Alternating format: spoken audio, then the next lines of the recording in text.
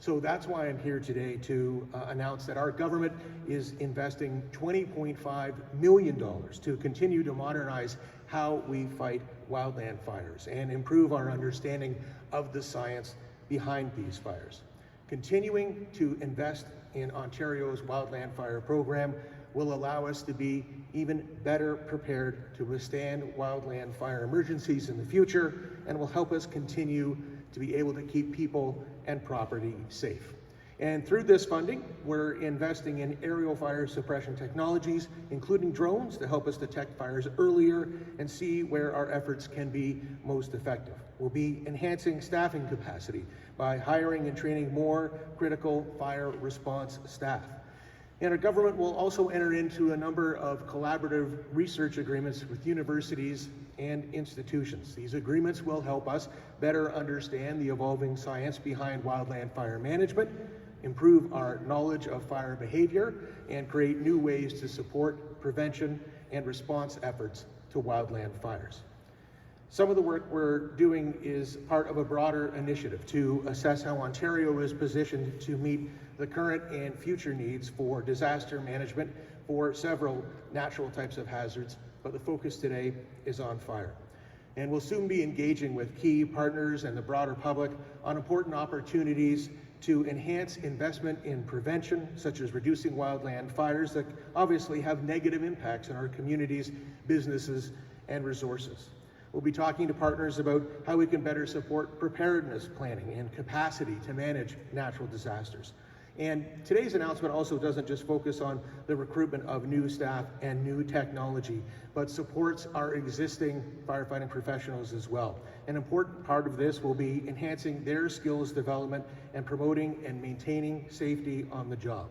And in addition to this funding, we're also taking steps to help our current fire rangers. For example, we're developing a psychological safety program, breaking down financial barriers to recruitment and retention, and looking at a number of items in our collective agreement to ensure consistent application, including standby and on-call payments. So I look forward to seeing the results of this important investment as we continue to ensure Ontario remains, again, that internationally recognized jurisdiction in wildland fire management. We will continue to make the necessary investments to keep fire rangers and our communities safe here in the North. Thank you very much, and I'm pleased to take some questions. Mr. Minister, Bob McIntyre from Vista Radio. I'm sure you saw the OPSU demonstration outside this morning. I know they're going to be glad to hear that you're, I think you said, increasing their pay, because they say they've lost too many of their own to mining, forestry, that type of work, because as fire rangers, they only make about half as much money, and their season is limited as well. The other thing that they're grieving about, sorry, I don't mean grieving in the official sense. One thing that they're looking for is improved benefits to recognize the dangers they face. You know, the ones that would come to mind quickly, but also things like the carcinogens that they're breathing on the job. Will you be making improvements to their benefits? So I was really pleased to be able to meet with OPSU representatives earlier in the summer and have a discussion about many, many important things. We've already taken steps on some of those matters, such as the standby and on-call pay that I mentioned, and we're looking at other opportunities to increase the retention piece, as I mentioned. The collective agreement really is managed through the Treasury Board side, so those conversations will continue there as well. But the door has been open from me to talk with our firefighters and fire rangers about how they do their job and what they need, and that door will continue to be open, and those conversations will continue as well. They claim that you made no commitments when you met this summer, and they're also a little miffed about they feel they've been snubbed by not being invited to this event when it affects them so directly. We'll look forward to transmitting all these great messages to them in other opportunities to talk to them. But, you know, when I met with them this summer, it was an opportunity for me to listen. The first time that I had an opportunity to sit down with OPSU and hear from them. And if I've done anything, honestly, over the last year of this job, when I've been in this position, it is to express my unwavering support and desire for our firefighters in Ontario. So, you know, we'll continue those good conversations. Steps have been taken subsequent to that meeting, as I mentioned, around standby pay and on call, and you know, we'll look for other opportunities to continue to support the great job that they do. Okay, Lydia from CTV News, Northern Ontario. How are you expecting to retain and attract more employees to fight fires if you're not going to pay them enough?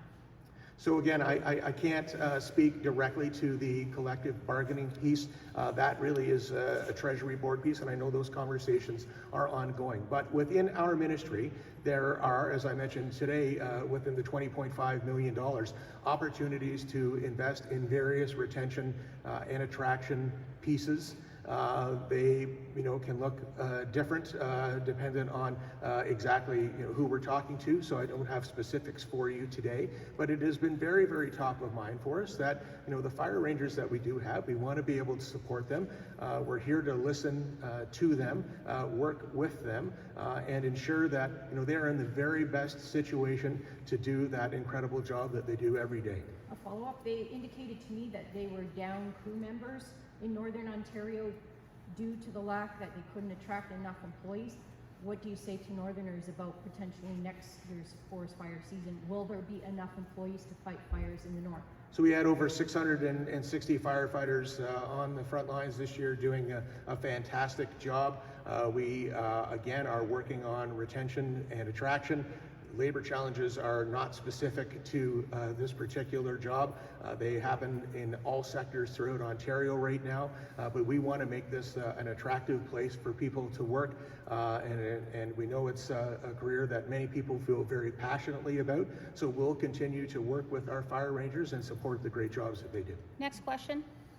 One of the things we're looking for is even to just be recognized as fire rangers. Are you going to consider reclassifying their jobs so that they're getting the recognition?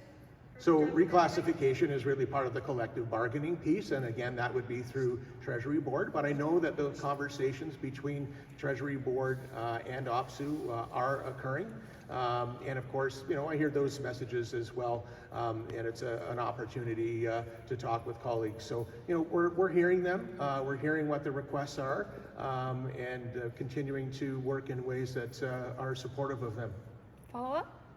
Is there a timeline for when they may be heard and have answers? I mean, the forest fire seasons are getting longer. We're just ending this year's, and presumably we'll be going into another long one in the spring. So are they going to have answers before the spring? So again, the $20.5 million that we're investing today, which is a significant investment, you know, will be part of being deployed over the next few years. And so that will directly impact our firefighters. As far as our collective agreement goes, I believe it expires in 2024. And again, those are conversations through the Treasury Board Secretariat.